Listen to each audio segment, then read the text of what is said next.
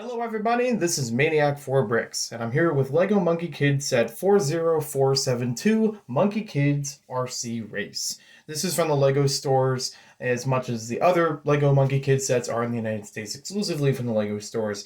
Ages 6 and up, 57 pieces, 3 minifigures, and originally retailed for $12.99 in the US. It has been marked down to about $10.39 on clearance. And I'm not sure at this time, this is February 1st that I'm recording this, if it's still available in the stores or on Shop at Home.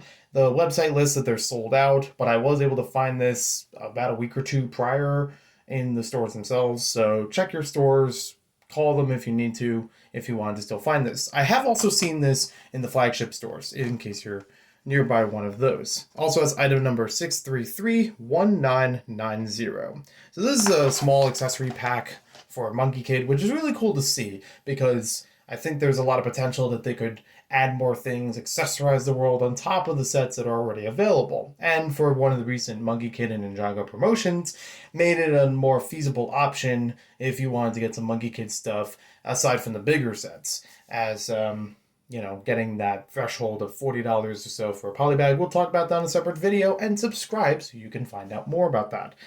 I'm going to build this and review it. I have watched the first 2 seasons of Monkey Kid right before it went to, I think, Amazon? Yeah, Amazon. So I will give my thoughts based on those. And I have actually built the sets that these are based on. These are actually miniature versions of larger sets. So I'll go open this up. So inside, all the parts are contained in one large bag. Then we have a very small folded paper instruction manual with 2 sides.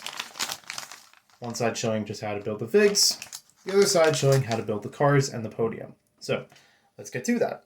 So this was about a 5-minute build with the instructions, and honestly not too complicated or anything, but a couple interesting building techniques here and there, especially for making the body out of a couple Travis bricks and those bracket pieces so that you can get a lot of different angles but still make it very compact.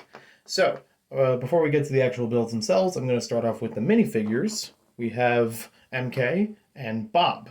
Canonically, this is supposed to be Bob because he's the only one who has a horn that's face downward out of any of the henchmen from the Demon Bull King.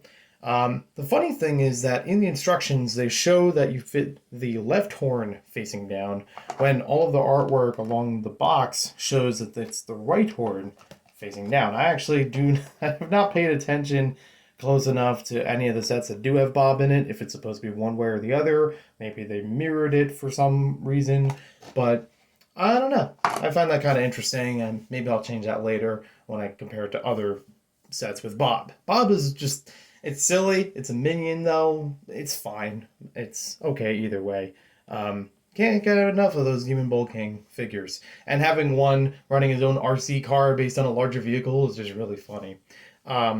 So, very basic for both of them as far as printing and everything goes. They actually have the same exact torso, so it doesn't actually matter which one you apply to where.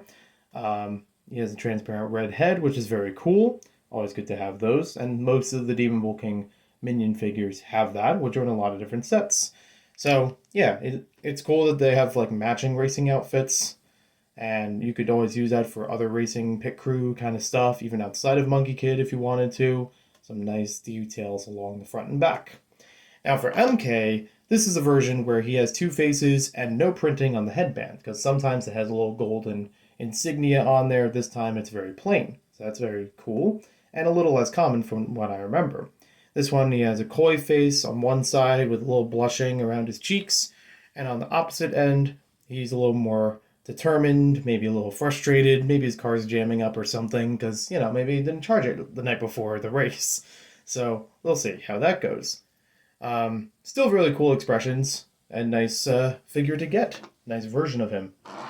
And then third, we have May, which has a very nice torso printing. Honestly, she's the figure that I wanted the most out of the set, because the set that she's also featured in with the same outfit is over $100. I think $120 or something like that originally.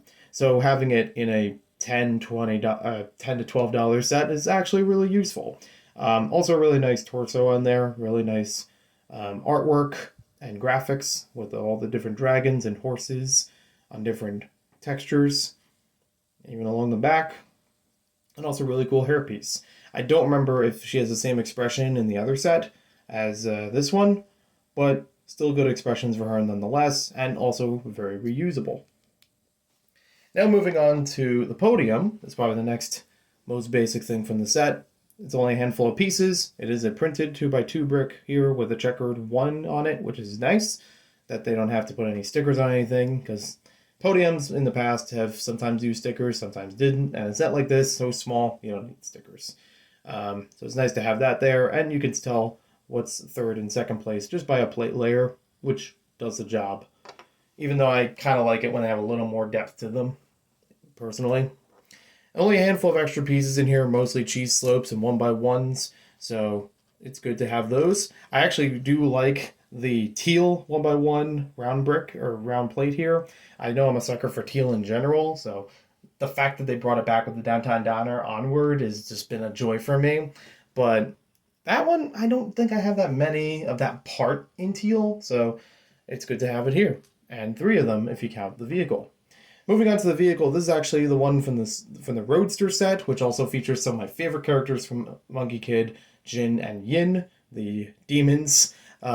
So usually that vehicle is very robust and almost comically overdone for the engine detail, the wheels and everything, and I'm sure I could review that sometime later if you'd like to see more about that.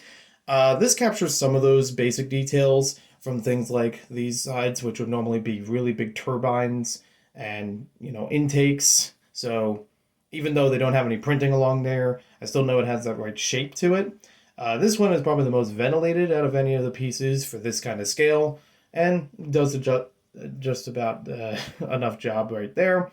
It's still really like, it's almost like capturing the very essence of what the vehicle needs to look like. Like from afar, you still recognize exactly what vehicle it's supposed to be without having to go to all the extra printing and whatnot.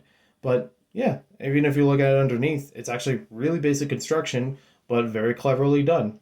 And it is a little awkward having these parts open, but I don't think they make a piece that would actually fit that way, or maybe just add a tile or something over that if you wanted to complete it.